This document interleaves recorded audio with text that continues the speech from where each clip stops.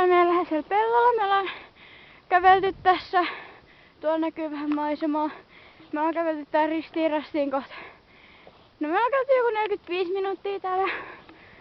Tultiin koiran kanssa. Siinä on koira. Koiran kallenkillä. Tää on nyt mennyt silleen, että mä oon kävellyt pitkin poikia tehnyt polkuja ja koira kävelee sitten tai ryömii perässä. Mutta ei se mitään. Kun sekin on ihan väsynyt jo. Niin. Se on ihan lumessakin, kun se on möyrinyt tuolla. Ja jos tai me toivotaan, että tuolla tässä on polku. Koska noinkin olisi vähän helpommin kävellä jotain polkua pitkin. Tuolla näyttäisi menevän jotain polkuja, mutta me mennään kyllä nyt tästä. Mä aika usein kävellään täällä koirien kanssa, varsinkin niinku kesäisin, keväisin ja syksyisin. Kun koirat saa sitten vähän helpommin liikuntaa, kun ei itse tarvitse tehdä paljon mitään, paitsi nyt talvella. Koira ihan innossaan, kun se pääsee mettään. Ja tässä ainakin vähän vähemmän lunta, kun noit puut vähän suojastaa. Joo, mun piti tulla tänne ottaa kuvia.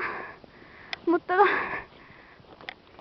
mä en oikein jaksanut, kun tää videokuvaaminen on vähän helpompaa. Nyt tässä ei enää niin paljon lunta. Koirat jaksaa mennä vähän paremmin. Tää on ihan hirveän pimeä. Ei tää oikein näe mitään eteensä. Ei se mitään. No näkyy vähän valoja. Tässä on taloja aika lähellä. Nyt täällä on ihan hirveästi polkuja. Mut nyt täällä ei oikein oo, kun täällä ei vissiin ketään oikein käynyt tänä talvena.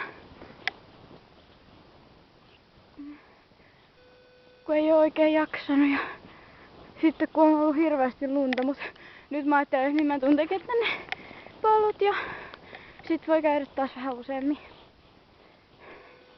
Tästä tuli nyt tosi tylsä video, mut kun on vähän tylsää itsellä hittaa keskellä mettää.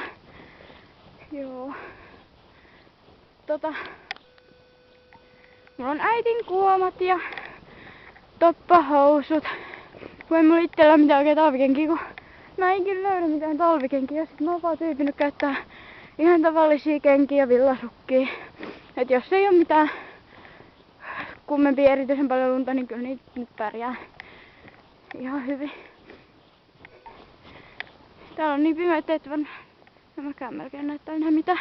Ja kello on... tässä oli vähän aika sitten 4. Nyt se on... No, se on 10:04. Et mä lähdin tänne joskus... Sanoinko mä, että mä lähdin tänne 3 ja nyt se on 10:04. Oon mä tunnin tarponut täällä hangessa.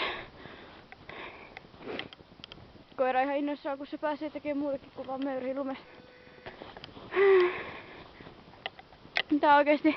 Mun pitäisi tulla tänne uudelleen joskus vähän valosemmalla, kun sit täällä näkisikin jotain.